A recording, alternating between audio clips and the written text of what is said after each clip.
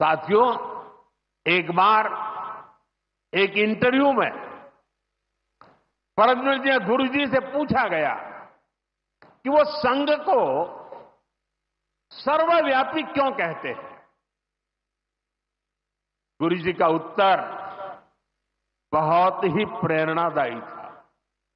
उन्होंने संघ की तुलना प्रकाश से की थी, उजाले से की थी।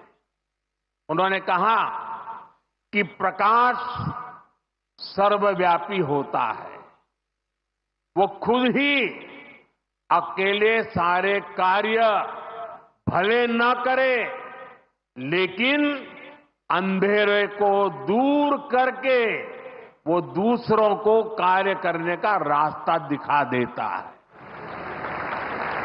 गुरु जी की ये सीख हमारे लिए जीवन मंत्र है। हमें प्रकाश बनकर अंधेरा दूर करना है, बाधाएं मिटानी है, रास्ता बनाना है। उस भाव को हम जीवन भर सुनते रहें। हर कोई कम अधिक मात्रा में जीने का प्रयास करता रहा। मैं नहीं, तुम, अहम नहीं, वयम, इदम राष्ट्राय, इदम न मम। साथियों, जब प्रयासों के दौरान जब मैं नहीं, हम का ध्यान होता है, जब राष्ट्र प्रथम की भावना सर्वोपरि होती है, जब नीतियों में, निर्णयों में देश के लोगों का हित ही सबसे बड़ा होता है, तो सर्वत्र उसका प्रभाव भी और प्रकाश भी नजर आता है। विकसित भारत के लिए सबसे जरूरी है कि हम उन बेड़ियों को तोड़ें जिनमें देश उलझा हुआ था। आज हम देख रहे हैं भारत कैसे गुलामी की मानसिकता को छोड़कर आगे बढ़ रहा है। गुलामी की निशानियों को जिस हीन भावना में 70 वर्षों से डोया जा रहा था, उनकी जगह अब राष्ट्रीय गौरव के नए अध्याय लिखे जा रहे हैं। वो अंग्रेजी कानून जिन्हें भारत के लोगों को नीचा दिखाने के लिए बनाया गया था, देश ने उन्हें बदल दिया है। गुलामी की सोच से बनी दंड संहिता की जगह अब भारतीय न्याय संहिता लागू हुई है। हमारे लोकतंत्र के प्रांगण में अब राजपथ नहीं, कर्तव्य पथ है।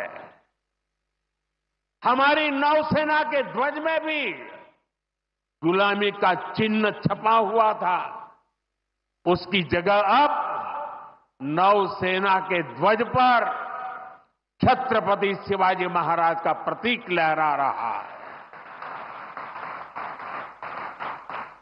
अंडमान के द्वीप, जहां वीर सावरकर ने राष्ट्र के लिए यातनाएं सही, जहां नेताजी सुभाष बाबू ने आजादी का बिगुल फूंका, उन द्वीपों के नाम भी अब आजादी के नायकों की याद में रखे गए हैं।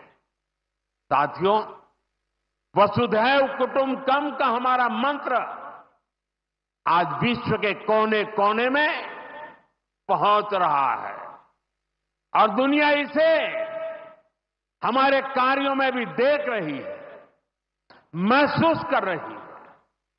जब कोविड जैसी महामारी आती है तो भारत विश्व को परिवार मानकर वैक्सीन उपलब्ध करवाता है। दुनिया में कहीं भी प्राकृतिक आपदा हो, भारत मनोयोग से सेवा के लिए खड़ा होता है। अभी आपने कल ही देखा है, म्यांमार में इतना बड़ा भूकंप आया है। भारत ऑपरेशन ब्रह्मा के तहत वहां के लोगों की मदद के लिए सबसे पहले पहुंच गया है।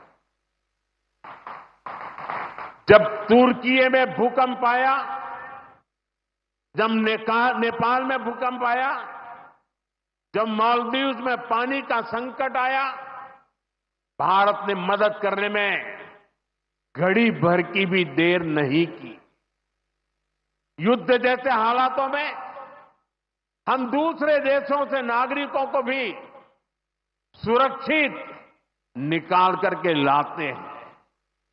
दुनिया देख रही है, भारत आज जब प्रगति कर रहा है तो पूरे ग्लोबल साउथ की आवाज भी बन रहा है।